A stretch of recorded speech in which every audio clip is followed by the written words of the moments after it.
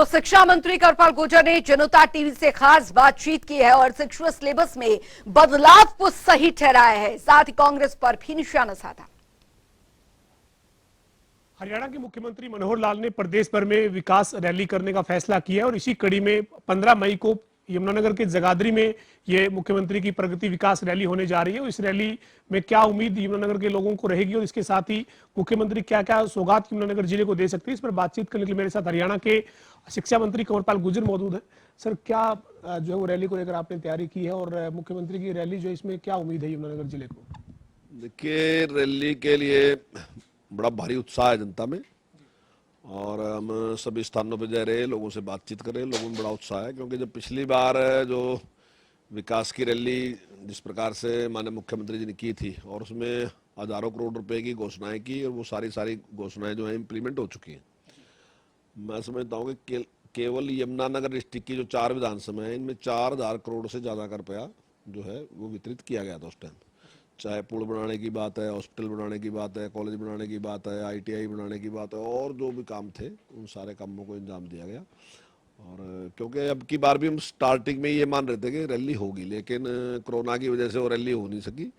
और अब माननीय मुख्यमंत्री जी ने जो टाइम दिया हमने 15, तो निश्चित तौर से वो विकास के लिए काफ़ी अच्छा अमाउंट पूरे ज़िले को मिलेगा और विकास के जो काम अभी बकाया वो सारे पूरे होंगे। तो यानी आपके जो जिले की चारों जो विधानसभा क्षेत्र हैं उन चारों की संयुक्त तौर पर रैली है सर, इसमें क्या उम्मीद करते हैं, कितना भीड़ जो है वो जुटा पाएंगे और मुख्यमंत्री कोई बड़ी परियोजना का उद्घाटन भी करने जा रहे हैं या केवल घोषणाएं होनी है सर इस रैली में?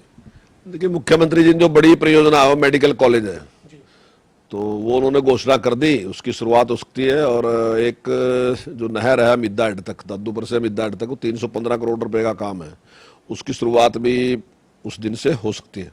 कुछ और काम भी हैं ऐसे जो बड़े वो कर सकते हैं, लेकिन जो और दूसरे काम हैं जो कोई काम 5 करोड़ का है, 10 करोड़ का, 20 करोड़ का, ऐसे भी काम बहुत हैं।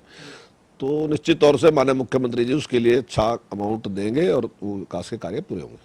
भीड़ आप जो ऐतिहासिक भीड़ जुटाने का आप दावा कर रहे हैं सर? बिल्कुल, जिस प्रकार से जनता में उत्साह है, मैं दावे के साथ कह सकता हूं कि यमुनानगर की आज तक की सबसे बड़ी जनसभा होगी। मुख्यमंत्री जी ने प्रदेश के तमाम जिलों में इस तरह की रैली की शुरुआत की है सर। इससे पहले मुख्यमंत्री पलवल फरीदाबाद जो है वो जाकर आए हैं, तो ये आप मानते हैं कि इस तरीके की रैली होने से वहां पर जो जनप्रतिनिधि हैं उनके लिए जो विकास के जो कार्य है वो करवाने में और ज्यादा तेज गति मिलती है? निश्चित तौर से इससे बहुत बड़ा लाभ होता है। हालांकि पिछली बार जो थी वो विधानसभा अनुसार रैली की गई थी, लेकिन विधानसभा अनुसार काफी टाइम लगता है और अब उतना टाइम नहीं था क्योंकि पिछली बार सब कुछ ठीक था। तो वो जिस समय सरकार बनी उसके तुरंत बाद ही माननीय मुख्यमंत्री जी शुरू की थी, लेकिन अब की बार 2 साल निकल चुके हैं, इसलिए माननीय मुख्यमंत्री जी जिलानुसार रैली शुरू की है और जिलानुसार ही सभी कामों की जो जानकारी है, सूचना है, सूची है, वो हमने मुख्यमंत्री कार्यालय में दे दी है और जल्दी उसकी फिजिबिलिटी देख के जो जो काम है उनकी घोषणा मुख्यमंत्री जी करेंगे। सर, मुख्यमंत्री जी जो रैली करें, इसी बीच आम आदमी पार्टी 29 मई को जो है वो कुरुक्षेत्र में रैली करने जा रही है। 29 मई को ही भूपेंद्र सिंह हुड्डा जो है वो फतेहाबाद में विपक्ष आपके समक्ष कार्यक्रम के तहत रैली कर रहे हैं और मुख्यमंत्री जी की उस दिन 29 मई को सिरसा जिले में, जैसे आपके यमुनानगर जिले में रैली है वैसे ही सिरसा जिले में रैली है। तो जो विपक्ष की जो सक्रियता बढ़ी है, आप मानते हैं कि इस बार जो है वो 2024 तक जाते जाते विपक्ष एक बड़ी चुनौती बनता दिख रहा है आपको? नहीं, ऐसा तो मुझे कोई दिखाई नहीं देता, लेकिन विपक्ष को सक्रिय रहना चाहिए, ये जरूरी है। और सभी राजनीतिक दलों को सक्रिय रहना चाहिए, लोगों के बीच में जाना चाहिए, अपनी कोई योजनाएं है उनको बताना चाहिए, अगर सरकार की कोई खामी है उसका भी जिक्र करना चाहिए। ये मैं तो समझता हूँ जनहित में है ये, और ये विपक्ष की जिम्मेदारी भी है कि वो उसकी चर्चा करे अगर कहीं खामी है सरकार की, और सरकार को भी मौका मिलता है उसको ठीक करने का और जनता को भी लाभ होता है। सर, आपके विभाग से जुड़े कुछ सवाल हैं। टीचर्स की जो भर्ती है वो नहीं हो पा रही है, चूंकि विपक्ष की आपने सक्रियता की बात की, विपक्ष लगातार कह रहा है कि प्रदेश में स्कूलों में टीचर नहीं है, बिना टीचर्स के बच्चों की पढ़ाई सरकार कैसे करवाएगी, और ये टैबलेट देने की और ये तमाम जो सरकार वाहवाही लूट रही है, लेकिन स्कूलों में जब टीचर ही नहीं है तो बच्चे कैसे पढ़ेंगे? देखिए, ये अच्छा काम है और मैं समझता हूँ पूरे देश में हरियाणा स्टेट पहला स्टेट है जिसने इतना बड़ा काम किया। और मैं अपने ही देश में नहीं, मुझे लगता कि विदेशों में भी शायद इतना बड़ा काम किसी देश में हुआ नहीं। अभी हम इंग्लैंड गए थे और स्कॉटलैंड में जब हमने इस बात को बताया तो वहाँ के जो प्रोफेसर थे जिनके साथ हमारी मीटिंग थी वो भी आश्चर्यचकित थे कि इतना बड़ा कार्य आप लोग कर रहे हैं।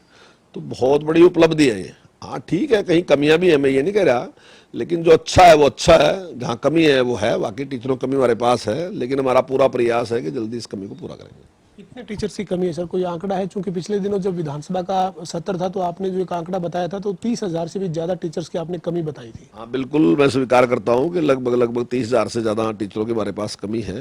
अभी रेशनलाइजेशन के लिए हमने एक फाइल चलाई है जिसमें डीओ और डीडब्ल्यूओ को हम पावर दे रहे हैं।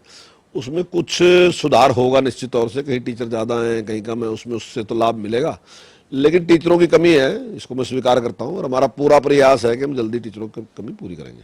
सर एक जो आपने अभी इतिहास के अंदर जो बदलाव किया है 6ठी से 10वीं तक की किताबों में, उसमें विपक्ष ये कह रहा है कि सरकार जो है वो इतिहास के साथ छेड़छाड़ कर रही है और आप एक बीजेपी या यूं कहे कि आरएसएस का इतिहास जो है वो बच्चों को पढ़ाने की या थोपने की कोशिश कर रही है इसके माध्यम से। नहीं, इतिहास जो है वो घटी घटनाएं होती हैं, उसको आप अगर उसको शुगर कोटेड बना के आप करोगे तो आप इतिहास के साथ बेईमानी कर रहे हैं। तो हमने जो सच्चाई है उस सच्चाई को ही सामने रखा है, या फिर हमने महापुरुषों के बारे में बताने का प्रयास किया कि जो महापुरुष हैं, हरियाणा में बहुत से ऐसे महापुरुष हैं जिनके बारे में लोग जानते नहीं, हमने उनके बारे में भी किया। राजा नार सिंह है जिन्होंने बहुत बड़ा बलिदान दिया था। मैं समझता हूँ कि अगर पलवल को छोड़ दे तो शायद हरियाणा में बहुत कम लोग जानते हैं। पलवल, फरीदाबाद वहाँ तो लोग जानते हैं, मेवात तक तो जानते हैं, मेवात से इधर आते हैं तो कम है।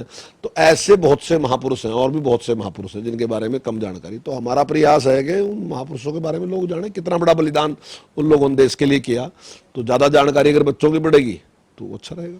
जी, बच्चों की जो किताबें स्कूलों में अभी तक नहीं पहुंची है सर, उसको लेकर क्या कहेंगे? देखिए, उसके लिए हमने जून का